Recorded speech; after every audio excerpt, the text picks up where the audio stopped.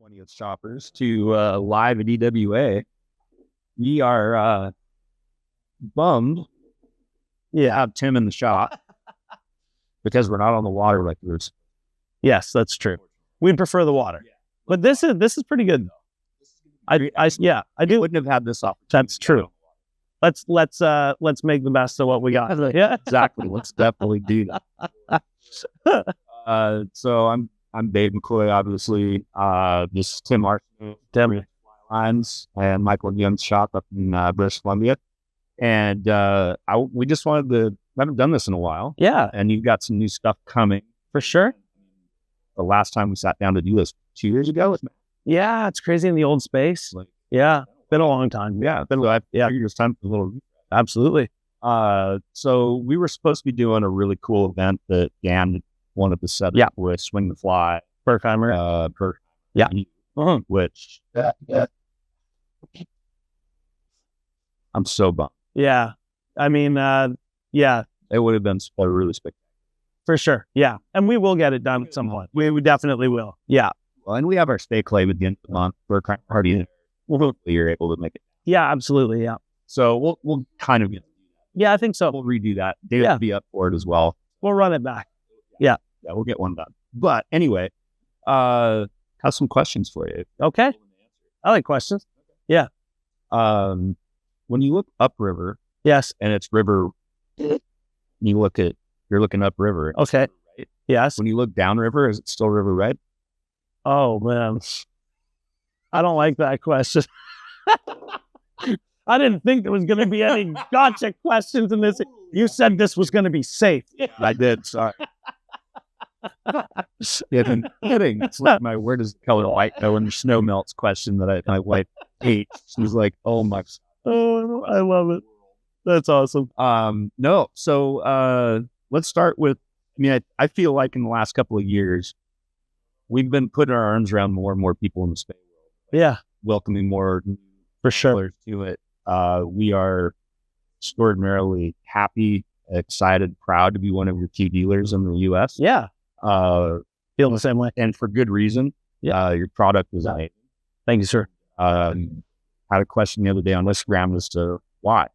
And so I feel like maybe we need to just start from the beginning and how did Bridge come to be? Oh yeah, for sure. So Bridge definitely, it basically kind of came from just like a really honest curiosity. It really started with a really honest curiosity about how Spey casting tackle works. And a lot of that was born from my tournament casting experience. And I know some of you have heard this story before. I'm sorry if you have. I only have one story. I'm going to tell it to you again. 100%. Yeah.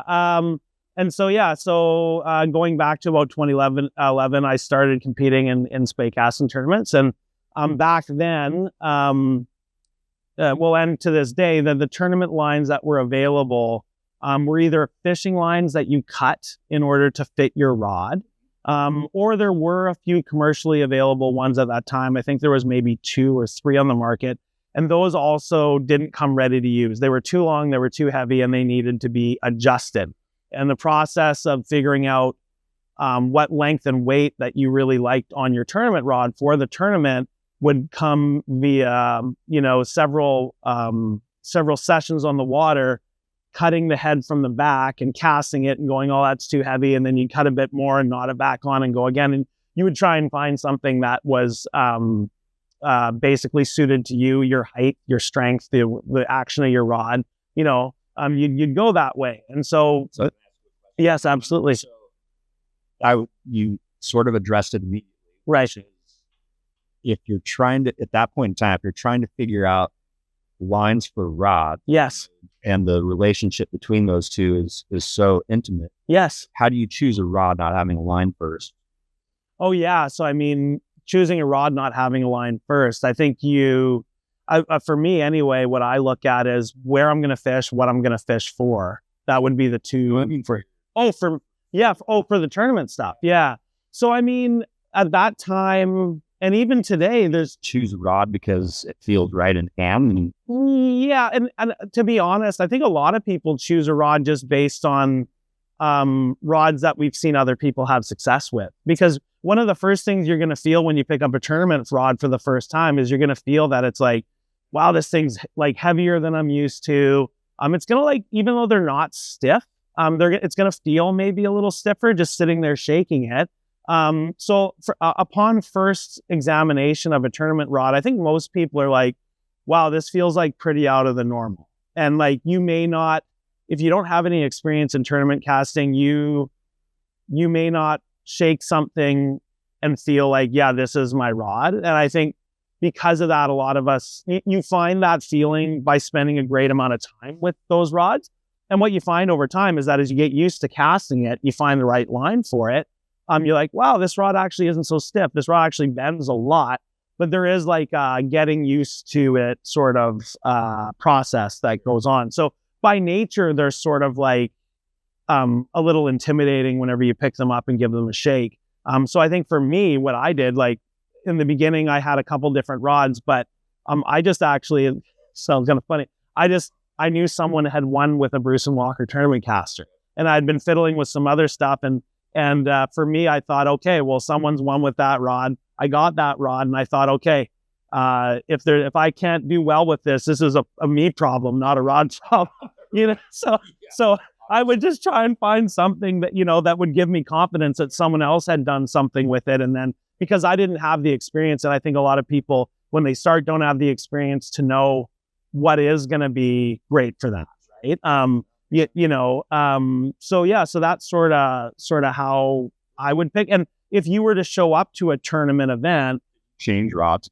Yeah, I have. Yeah, definitely. Yeah, I started with Bob Miser way back. Bob was the first guy to sort of help me out, and he pieced a rod together for me, and we did a couple of years doing that. And then I got with Bruce and Walker.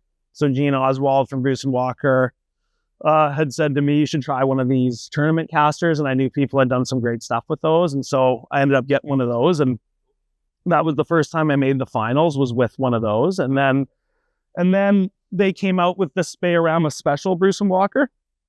And I was still doing stuff with Bruce and Walker at the time. So I used that rod up until probably till after COVID, basically.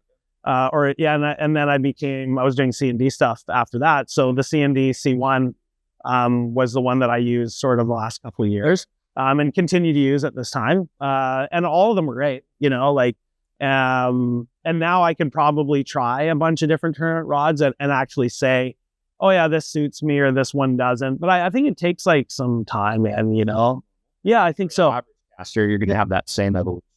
Yeah. And it's kind of like driving, like, I don't know. Well, I mean, maybe it's not a direct comparison, but like if you got in a race car and tried to drive a race car, like they're very high performance, but they're like, it's quite a skill to drive those things, right? And it's probably something similar to these is like, they are really high performance and they're really amazing tools. But like the first couple times picking one up, you'd be like, it is kind of like, whoa, these are kind of different, right? And yeah, so that's sort of a bit on the rods, but back to the lines, like we went down a bit of a road, but that's okay. I love going down roads. Basically, I guess what I was getting at through my involvement in tournament casting was that was the first time I ever had to like adjust something custom. Like the line that came for that rod, I couldn't use it as it was. I had to alter it in order for it to fit this rod. And so at the time, the line that I really liked was I would buy a Cairn. Cairn's a Scottish, was a Scottish long belly company for those who maybe aren't familiar with it. And they made a line called the Cairn 95. And most of the guys were buying that in an 11-12. They'd cut all the shooting line off because it was a one-piece line with a back taper, exactly. So you'd cut off all the shooting line in the back taper, and then you would start cutting into the back. And usually I think I would kind of test my memory a bit here, but I think around 1,000 grains, it would fall into about like maybe 70 feet, 71 feet. If my memory serves me correctly. And that was a great line. And so that was my first experience ever, like taking a line and changing it to do something that would fit what I was doing. And so I I felt a well of power and speed in that line that I had never felt before. And it really got me thinking about line design to some degree. And then what ended up happening is I talked to our friend Travis Johnson, and yeah. I know he's yeah. So he's not watching. Yeah. And he told me that he was doing the same thing with the shorter Karen line. So what he was doing was he was using Winston. I think it was a B3T8 7133, and he was buying a Karen 65 in 8.9, and then cutting the shooting line off and cutting into that, and essentially making like a little mini tournament rig that he would, use and fish with at times. So then I was like, oh, wow, that's crazy. So then I talked to James Chalmers, another great dude, and he was the line designer, the key guy at Karen at that time. And I asked him, hey, because I manage a fly shop myself. And so I said, hey, is there any way we can become a dealer for your lines? And he said, yes. And so we got all these lines at the shop, and I was like, oh man. So then I started buying all of them and cutting them for all my different rods and making custom heads for all my different rods. So that was the first time that I was really messing with line, in a very rudimentary way. I wasn't designing tapers. I was just cutting into the back lines, but that was how my journey and my interest was peaked in line design. And then years later, so that would have been, so I started competing in 2011. And so 2012, 2013, 2014. Yeah, no, I was right away, the cylinders were firing, and I'm pretty crazy for testing. So yeah, so I just immediately went insane and started trying to get my hands on every line and cut it. And then I think just through a very organic process of tournament casting and going down the casting road as far as I could go, or continue to try and go as far as I can, because I think that journey never ends. But that really got me thinking, wow, I'm cutting these lines, and these feel I'm feeling a really neat feeling that I've never felt in my normal Spey lines before. I wonder if that could be transferred into fishing lines. If you could make if fishing lines were made in that sort of way, or this kind of tournament line design, maybe scaled down, if that would create something that would be super fun to fish and cast. That was my thought. And so James Reed, really good buddy of mine, he was a great influence for me. He lived in North Van at the time, and me and him used to get together and hang out all the time and cast. And so I started telling him that I had, ideas about designing lines. And so he was the first one, because I didn't know where to start. So he was the first one to say, well, you got to measure. You've got to be able to see what a line is in order to be able to quantify what taper you're looking at. And so he was the one, he showed me how to graph a line and see the shape. And then he was able to tell me what that shape means, right? Like why that line operates the way it does, right? Yeah, purpose, exactly. And so with that information, started a journey for a few years of me essentially gluing lines together. I'd make something on a graph, and then I had this, I was lucky to work in a fly shop for a long time, and I'd been really into Spey casting for a long time. So I had all kinds of old cracked lines, and I don't know what it was. I never threw any of them away. I just had this big Rubbermaid tub, and I'd just throw every line, Yeah, it is. And so what I found out was in that tub was every piece of line I would need to glue something together. So I got myself a little, yeah. No, it was all Spey stuff. Yeah. And then once my customers at the shop knew I was doing that, I became the depot for every old line. And so, everyone was like, Tim, I was digging through my stuff. I found this XLT. You can have it. And then only fly lines, because I got more for her. Then she got to a point where I was like, enough. That's enough. Right? So, but I had a micrometer or caliper, whatever. And so I would make, a theoretical line design on a graph. And then I'd build them a piece or two pieces at a time. I go, okay, so I need a piece in order to make this line. It goes from 0.105 to 0.103 over 2 feet. And I would just start ripping line out, and I would find that piece and I would cut it. And then I'd take a razor blade and I'd cut it on an angle. Then I'd find the next piece and I'd cut it on an angle. And then I would put super glue in there and just squish it. And then my hands would get covered in super glue for days after I'd be picking it off. And you could never fish a line like that. Like if you snagged it or something, it would come apart. But you can cast them. Yeah, absolutely. Yeah. I mean, it's a little bit like how you set up bamboo without. Yeah, like a splice joint almost. Yeah, yeah. So I have to imagine, especially at the grain weight that you were playing, right, that splice had to be kind of long. Yeah, totally. I'd cut as long a bias as I could. No. Yeah, I'd go on as long a bias as I could to get as much surface area touching each other. And then afterwards, once that was set, I'd go over the whole joint with super glue too. And then I'd take paper towel and kind of dab it and let it dry. My buddy Tommy, after he heard that story about me, they were a lot of colors. Every line known to man was in there. But yeah, my buddy Tommy is another tournament caster. When I did a podcast and I was talking about that, and he sent me a message saying, "You were the I heard you're Zappa Gap Customer of the Year that year." And I probably was. But yeah, that's how it started. And then I think once, I feel like me anyway, once you start down that road, it's hard to pull off. And then I got to really, it does. Yeah. You're like, oh, and then another light bulb. For sure. Learn a little bit more. Yes. Allows you to wait a little. Absolutely. Yeah. Well, and more questions than answers always, right? So like, you think you've designed something and you've made this thing and you go, oh, this is really great. But then we're good. The questions start flowing, not just the answers, right? So, that's how my passion for, I think we're good. Yeah. Just hoping the dog didn't get hurt. No, I mean, he looks pretty happy. Tail's wagging. Yeah. Yes. How you do this? Yeah, that's exactly why.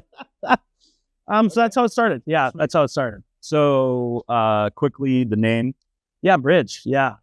Bridge.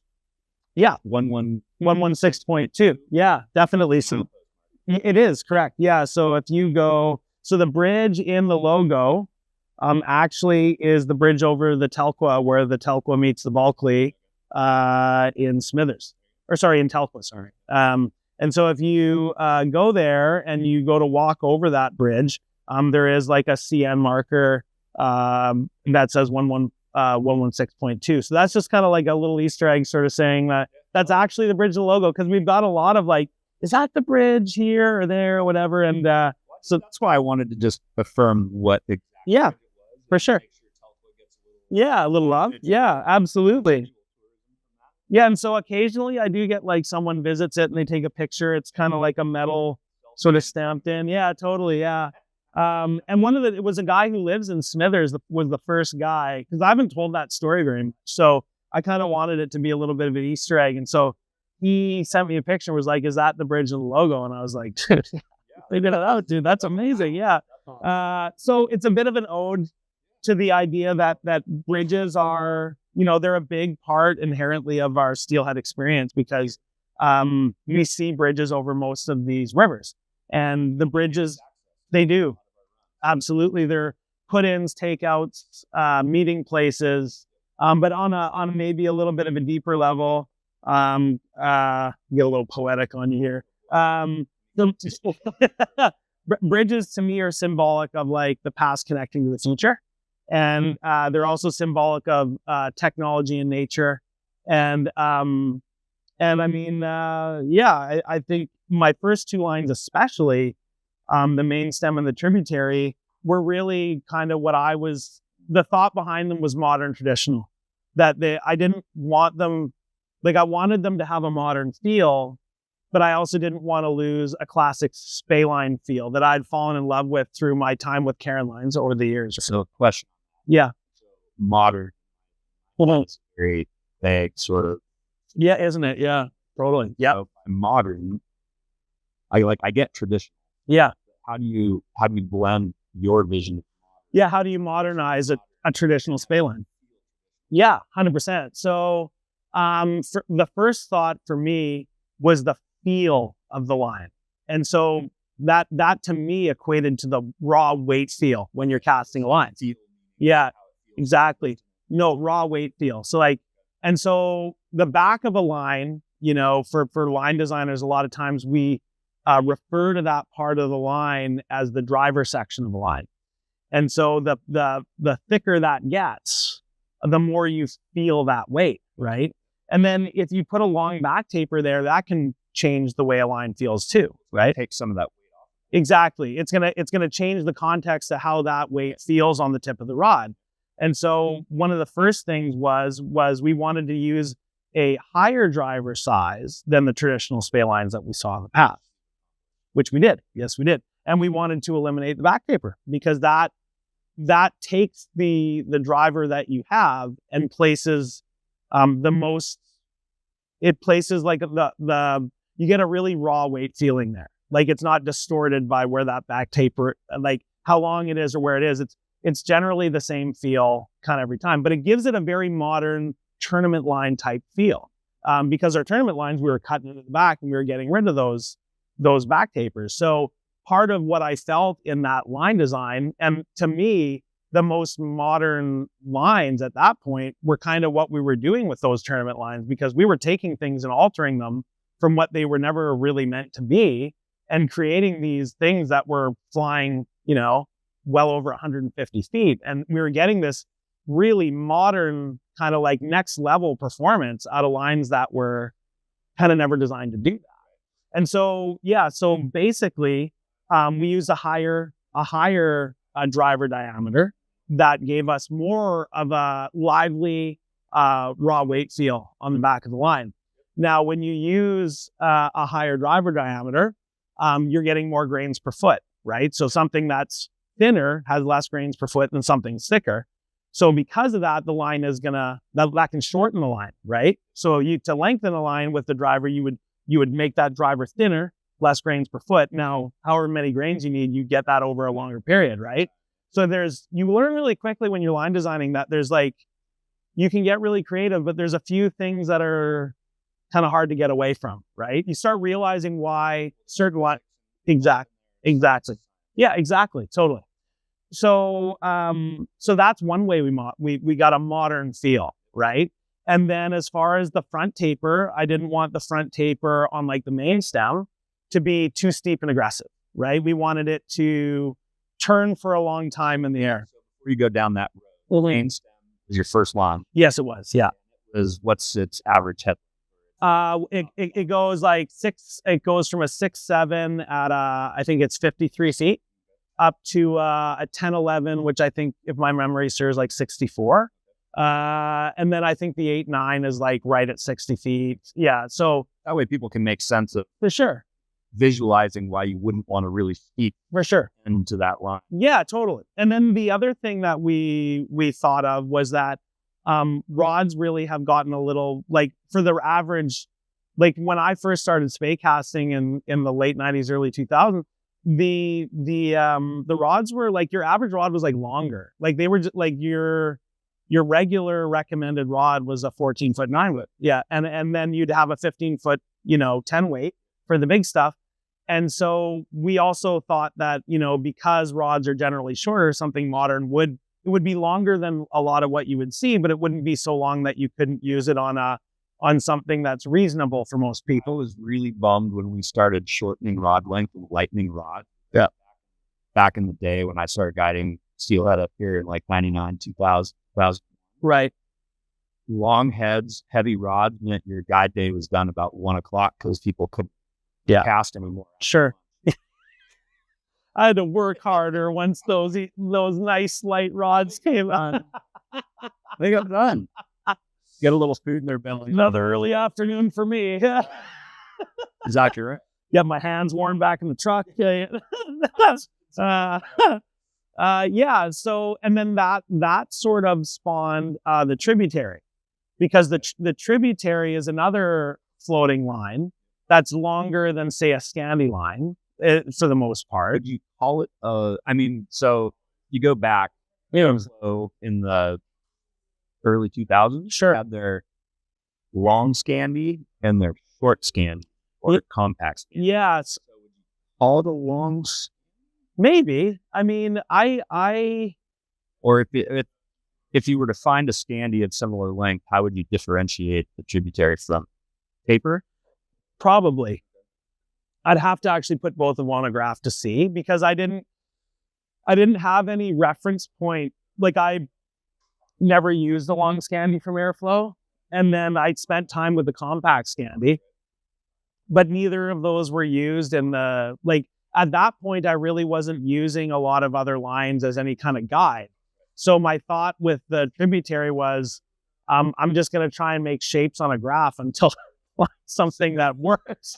And we did. We found it. A lot of glue and line pieces. But I mean, the idea behind the tributary was that, here we have this main stem, which is going to be good for rods, let's say like maybe 13'6" and up, but there was a lot of people I know that were fishing shorter rods from like 12 to 14 feet that wanted to have a long line experience. But obviously, like, if you're fishing a 12.5-foot rod, a 58-foot head is going to be maybe a little bit of a challenge. Yeah. And you've got a lot of bamboo rod guys out there, and they're fishing a lot of rods that are under 12 feet because they get quite heavy if you go longer. And so I wanted to have something that gave that traditional feel where you could have a longer line experience on a shorter rod. And to me, that was also modern. That was like a push forward with something that inspired me from the past, but was geared towards today's stuff. So to kind of paraphrase what you're saying, from your main stem, Yes. tributary came in to provide a main stem experience on shorter rods. Yeah, basically. A long line experience, shorter rod. However, no, totally different. Yeah, no, it isn't. That was the idea, but then inherently what you find is, well, if you take a line, I mean, what you learn really quickly is like, okay, well, I like the tributary, let's say. So then you go, okay, I want to make a main stem and I want it to feel tributary-ish. So then what you go, okay, well, I want it to be 20%. I want this line to be 20% longer than a tributary. So if I scale down my driver 20% and I lengthen out my tapers 20% and I make all these adjustments to 20%, it should be like that. It is. It is. It's already, It's not. It's not even. No. Wouldn't it be nice? Yeah. Like your life, you wouldn't have been zapped. Yeah. Exactly. Exactly. No. So inherently, if a line has a different purpose, it does require, like, usually there could be elements you can say, like, we found that gradient to taper on this line worked really well. Let's experiment with that on this one. But what I've found, over and over again is, like, it's still a bit of a, like, I've been designing lines for a few years. But man, it's always a challenge. Like, you kind of think you come up with some sort of like laws about, and there's a few design elements that kind of have to be taken into consideration, but it seems for me, like, that's why it takes me like a year to develop a line, is because to come up with something uniquely yours that has your feel to the product, which is really important with bridge. We always want it to feel like a bridge product, and to be a little different than comparable lines on the market. It is just a long process, and every time I'm always like surprised at how it takes me the same amount or a similar amount of time. I thought over time this would get faster. Yeah, Stamps in the sand. It's still absolutely. Yeah. Which is, like, awesome. Like, it's a road that seems to never end, and I love that. I think lifetime journeys are the funnest part of the whole thing. Yeah, totally. That's life journey. Yeah, 100%. So after trib came wintertide. Yes. Yeah. And what was the purpose of wintertide? Yeah, inspiration behind wintertide was, you were Spey casting early, and you remember those first, sinking tip, like, lines that were designed for using sinking tips, things like the Wind Cutter and the original Delta Spey. And so, like, back then, I mean, we thought like a 1 or a 2/0 black GP was a big fly, like a big fly to like, a 2/0 popsicle, I thought was a big fly at that time. And then the sinking materials that were available typically, I mean, there were a few things like I would get those Scientific Angler deep water express heads, and I would cut those into sinking tips and make loops on them and go. And like the really heavy ones are quite heavy. But I found we were using some lighter tips at the time. Those Rio sink tip kits were like type 8, type 3, type 6, and we caught a lot of fish on those. And so, it really got me thinking, about what I felt in my journey was a more traditional way of fishing for winter steelhead than I had in my modern experience using Skagit lines, which are really obviously the best thing as far as geared towards heavier sink tips and bigger flies, which is where the sport sort of went at that time. It's a whole other thing. But my thought was kind of like, if a guy didn't want to use a really heavy sink tip, and if a guy or a person didn't want to, necessarily fish super deep stuff, should that person have to use the Skagit, or could there be something that harkened back to those lines that you and I and other people used at that time, but perhaps wasn't quite as long, maybe shortened a little bit, and just sort of optimized, if I can say that, towards what we want to do. It falls in no man. It does. Yeah. Scandies aren't intended for me. No, of course not. Yeah. Skagits, really, I remember a long time ago, Airflow, when Tim Rajeff was distributing. Yeah. Yeah.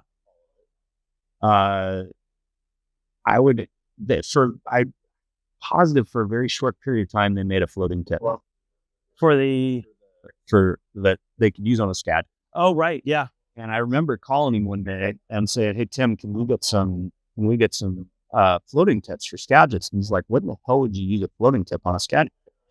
Yeah. Yeah. It's not what it's designed to do. That's fair enough. So it left a gap. Yeah. In presentation. For sure. Or giving you the choice to. Yeah. For sure. Yeah. You either decided to go maybe intermediate tip with a lightly dressed, heavy wired. Absolutely. Yeah. Or you went Skagit. Absolutely. And like it. So yeah. So you're filling a void that really wasn't being addressed. Yeah. And for me, like some of my favorite Pacific Northwest coastal fisheries, without naming any names, are like larger rivers where the fish do sit in shallower water. And I have room behind me. It's not, a situation where there's like trees right here. And so I wanted a line that would cater to that. And I mean, I think to some degree at the heart of like what I like to design is like, I like designing niche products for particular situations. And certainly, the Torrent is maybe as a Skagit type head. We'll get to that head as more of a general purpose thing. But the Wintertide really spoke to, my interest to make a very like specific line for a specific purpose. Yeah.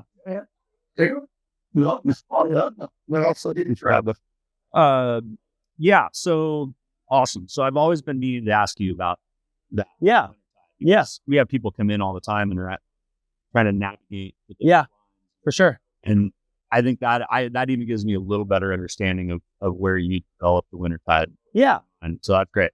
Well, if you like the tributary head for its length, if you end up putting a 15-foot tip on the end of a Wintertide, you're back at tributary length, essentially, right? So if that length of line is kind of speaking to you as something that you like to use, something slightly longer on a shorter rod, then it's great. So question on that, because at current, buying a 15-foot tip is pretty difficult. Yeah, you're right. Manufacturers aren't making it. Yeah. You'd have to custom burn one. Yeah, or turn over a heavy 15-foot. Oh, yeah. Well, heavy, I'm not sure, right? So it was in the T. Yeah. Well, I shouldn't say 15, but like, let's say 10 to 15. like in that zone. So like, yeah, I mean, I think when we're talking T materials, most of us are thinking 10 to 12 feet. 15 feet is pretty long for like a T14. We have people come in here still. Yeah. Oh, fair enough. Yeah. Great. I'm like, it's a lot to turn. Yeah. Yeah. You know, it just gotten accustomed to 10-foot tips. For sure. Yeah. Yeah, absolutely. So maybe I shouldn't have totally specified to 15, but like 10 to 15, 10 to 15.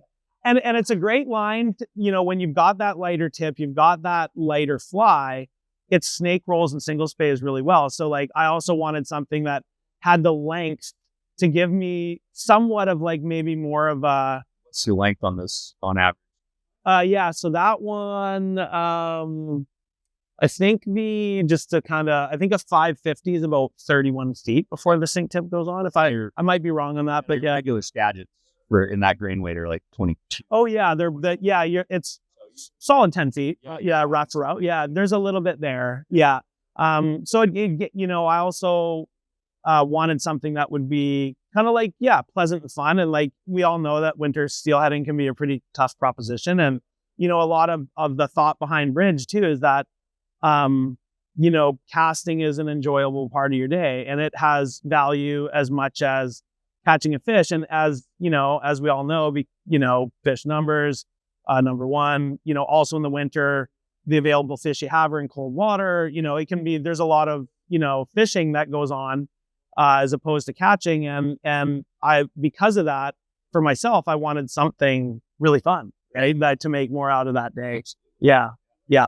So then pork. Yes. Yeah. So from my end, Yeah. Wow. this is like, I so appreciate the other 3 lines. Yeah. The torrent is something that when I finally cast it, gee, I'm almost speechless. That's awesome. Thank you. It just has a feel to it unlike any other Skagit head on the market. I appreciate that. That's yeah.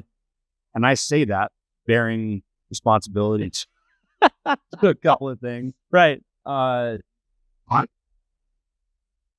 me, it feels like for I'm trying to think of how to wrap around this. Modern generation, last 10 years of people coming into the Spey world, right, are at 12 to 13 and a half foot. Yeah, 12 and a half to 13 and a half. Yeah, and we're at, you know, we dumbed line size down or head size down, so it made it easier to just get stuff out there. Yeah, say cast, because to be completely honest, head got so short that really you weren't Spey casting, you were kind of just whipping stuff out there, right, and it would just go. Right. We lost the art, if you will, of a good solid Spey cast. Right. So when I cast torrent, I can do anything with it, and I love it. Awesome. It feels, with a 12-foot floating tip, it feels like a can. Right. Yeah. Yeah. It comes off with laser loop. That's awesome. Which you can't, like, as a photographer, when you watch people throw a Skagit, you just can't get a needle point tip to a loop with a normal Skagit head. Right. Can't. Torn. Oh, dude, but it'll still lift it out of the ground. It'll still put a big heavy fly out there. Yeah. And then turn around, and the last 5 fish I caught were all skating. Right. So I was throwing a 14-foot floating tip with a skater on. It's awesome. And a 10-foot leader. Awesome. It's like, it's my favorite head. Dude, high praise. Thank you. Amazing. Well, that goes right. So that line took me over a year to develop. And, how did you decide? Because when we first talked about this, yeah, I don't think you really wanted to go down. No.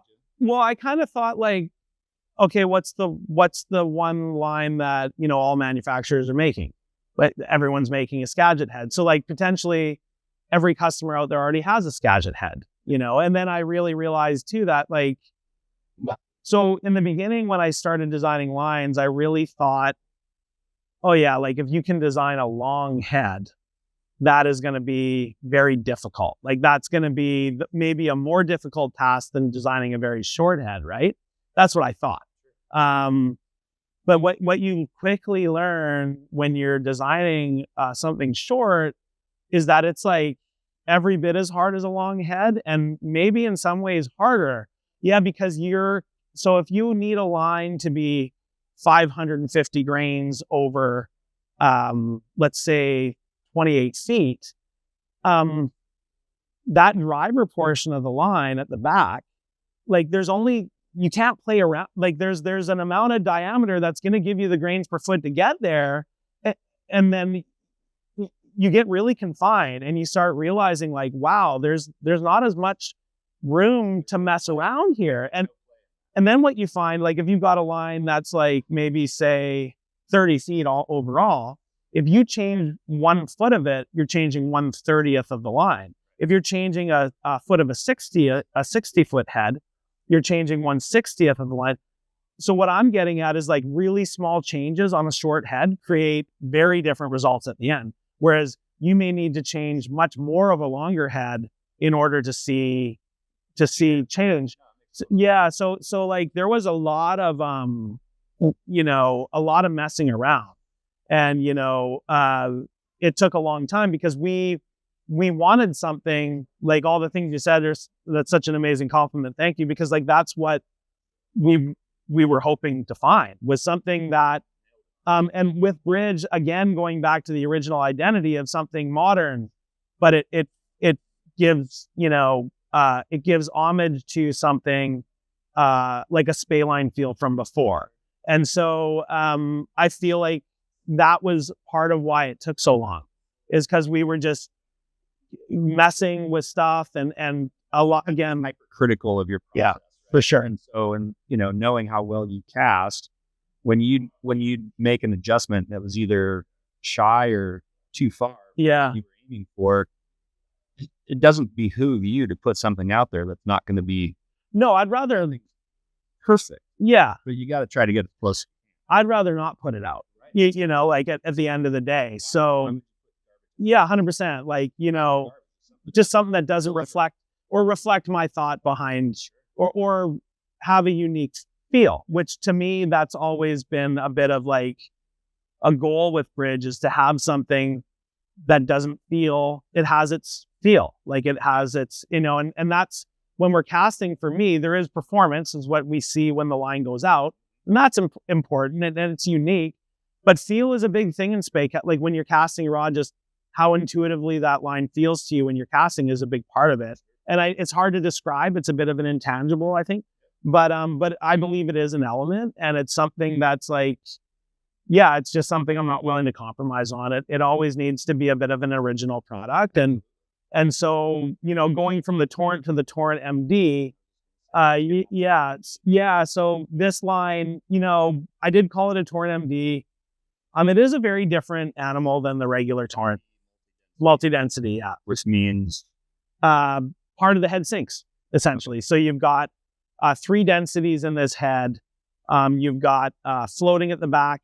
In the middle, you have intermediate, and then at the front, you have sink 3. And then you're putting your sink tip on top of it. your sink 3, sink grid. 3 inches per second. Yeah, there you go. Yeah. So lines like that, what they do is they slow down your swing a little bit. So in the winter, that can be really helpful, right? Also, you find out really quick when you're casting multi-density heads, is like they pound into the wind. Like they really, they are. When you take that same amount of weight, when you think about a floating line, it's like the most inefficient because the grains are dispersed out over the highest possible, like a higher diameter in order to allow the line to float. Right? Just like a boat, right? You take 1,000 pounds, you spread it out like a sheet of paper, and it's huge, it floats. But if you take all that weight and you condense it into a ball of steel, it drops. So, when you take those grains and you condense them into a smaller diameter, they really go out, right? Turn over beautifully. Minimal effort. Yeah. It was back to what I was saying earlier. The art of Spey cast, yes, being lost would mean that a lot of people struggle with that, or with just a regular Skagit head in a windy situation. Sure. Yeah, absolutely. And what you find is people, I call it chopping wood. Yeah. Trying to chop through the knot on a piece of wood. Uh-huh. Their cast. That in itself, not just inefficient for what you're trying to accomplish with the rod and the line, but also just for your energy. Yeah. Wear yourself out. Yeah, totally. And when you pick these up, it in most people's head, they will, I'm going to put words in That's okay. Yeah. you correct me, but when most people think about trying to pick up something heavy and long, Right. with the fly on, Right. think about a regular Skagit with, a T14, T14 tip out there. Yeah. And a big fly on 3 feet of mono, right? Right. And what they feel is this heavy lift comes up. For sure. So when I watch people pick this up, usually their first thing is that they overpick up and over. Yeah. They overpower it. Yeah. For sure. Yeah. And I think that is beautiful. Yeah. Because it means that you can bring people back off of their energy. Yeah. And get back to teaching them how to actually spey. For sure. And then have the result be cast that they're like, somebody see that? That was crap. Yeah, totally. Yeah. It requires a minimum effort, right? Which is great. So we did do some different sort of stuff. So I did look at a lot of other multi-density lines in the market when we did design this. And sort of one of the knocks on, there's not a ton, but they're out there, and they're good. They're all really great. I enjoyed casting all of them. I think every manufacturer is making a fairly spectacular multi-density line, the guys that are doing it.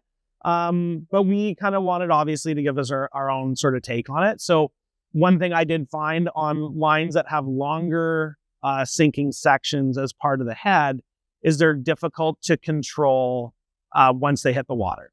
So exactly. So you have to really control your casting angle, because once you've got it in there, it's more difficult.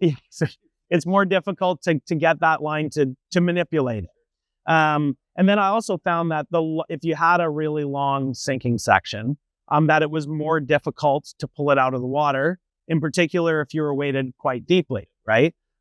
So we did a couple things. So I believe the front sinking section on these, with both the Type 3 and the intermediate included, is about 7 feet. So it's short. And so that really helps us pull it out of the water. And also it doesn't dig quite so deep. It's not long enough that you can't manipulate it to some degree. Now, you're not going to be able to manipulate it the same way that you could with a torrent head, let's say, that has no sinking section. But what we did to aid with also the control of that sinking section, your ability to manipulate it, is we used a very thick driver section. Like we really pushed, I think, as far as we could go, like with that thickness. And so that thick portion at the back really helps to allow you to steer that line.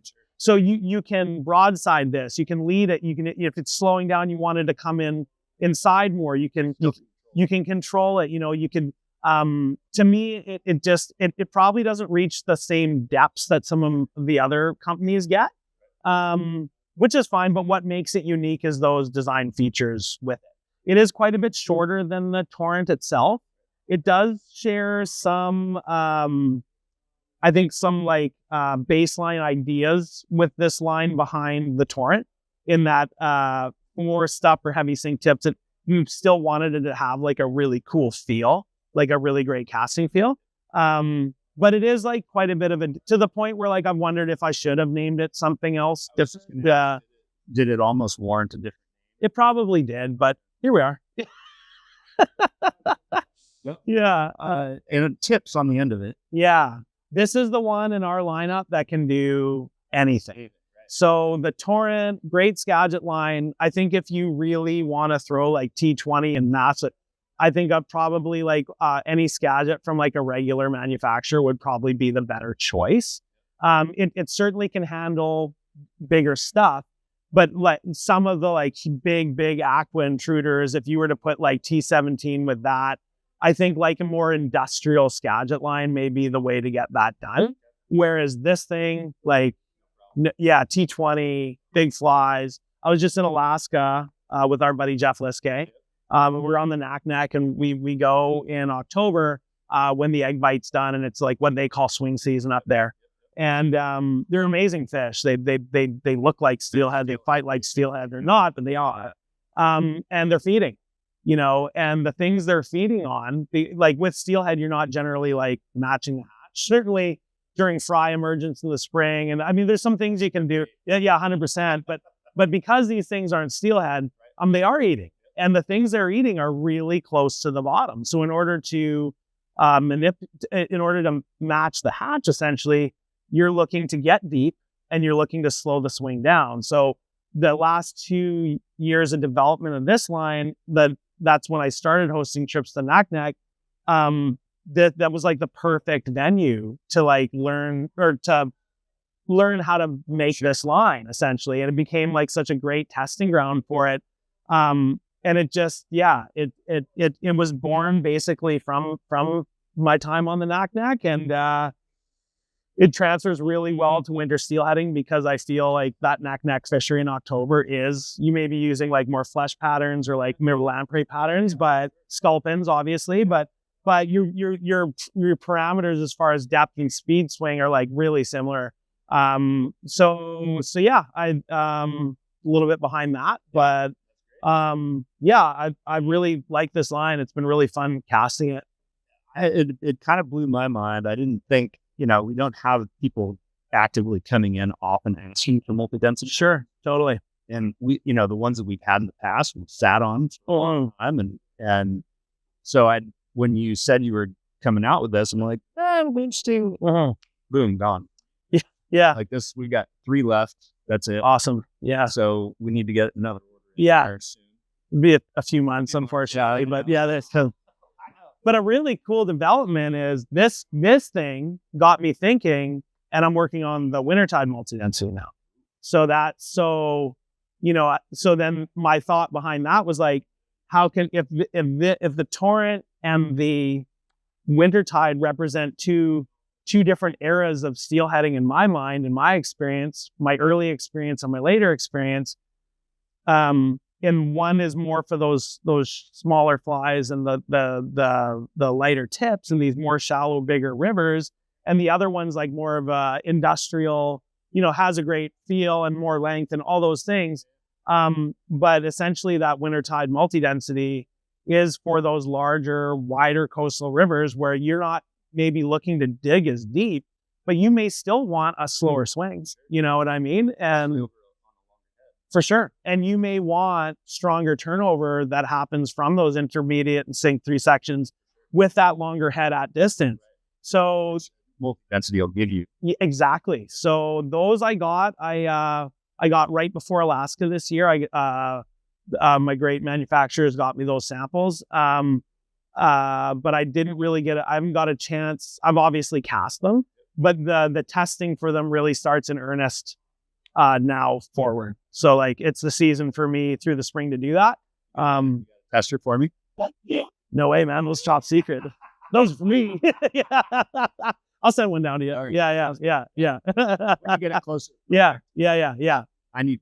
Yeah, fair enough. Yeah.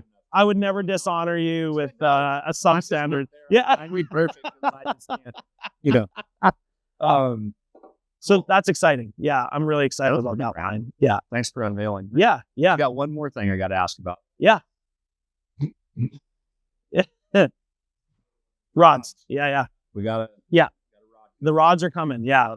So explain a little bit behind that. Yeah. You're willing to? For sure. Yeah. So bridge rods coming. I worked on them this summer.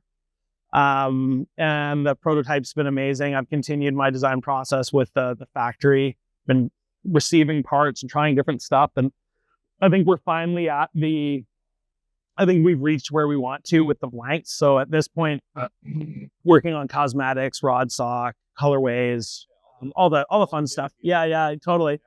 It'll be called the Equinox series. So, Equinox, just seasonality, like the fact that, the fall and spring equinox, they just sort of coincide with steelhead fishing. And like, yeah, there's a seasonality to it. And like, when I think of like main stem and tributary, they to me conjure imagery, like as far as like things I talk about, like I was fishing the main stem Skeena, or I was on a tributary of River X, or to me, they're just words that sort of conjure up imagery And I thought Equinox did the same thing. I think it's a word that just points to seasonality. And I believe like the tackle choices we make are oftentimes based on the season that we're fishing for steelhead. Yeah, totally.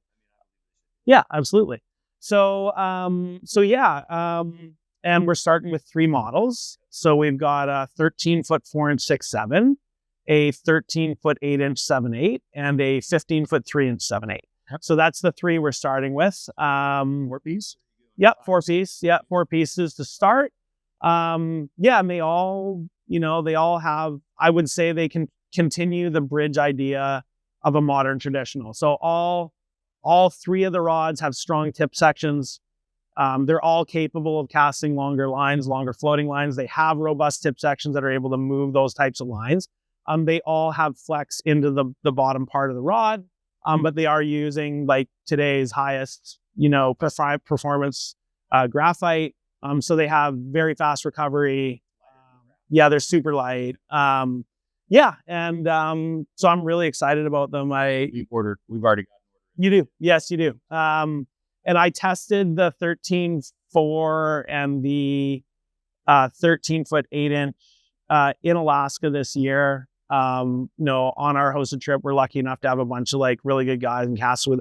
We were able to pass those rods around a lot and get some really good feedback on them.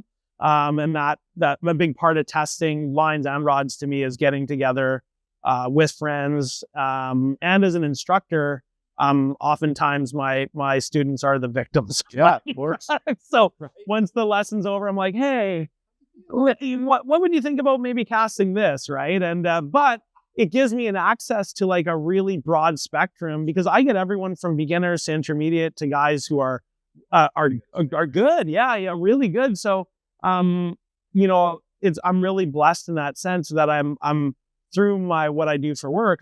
I have access to like all these folks and they're able to give me feedback and that's super valuable, right? So because at the end of the day, they're the people buying the product. I'm the guy making it, right? So it's important. I like it, but I also want people to like it too, right? So that's been great. So yeah, I'm just working on colorways and reel seats and rod handle shapes. And we want to give the rod, aesthetically a nod to rods that, without going into too much detail, like rods that were influential to me early in my Spey casting. Yeah, you probably have some stuff. So we're in homage to some things from the past that I spent a lot of hours staring at, on a river swinging somewhere. And I think our sports, I'm proud of this facet of our sport. Yeah, I think we remain nostalgic. Yeah, maybe to a fault sometimes. 100%. Yeah, occasionally, but I also like the idea that we don't let those who developed and got us where we are now fade.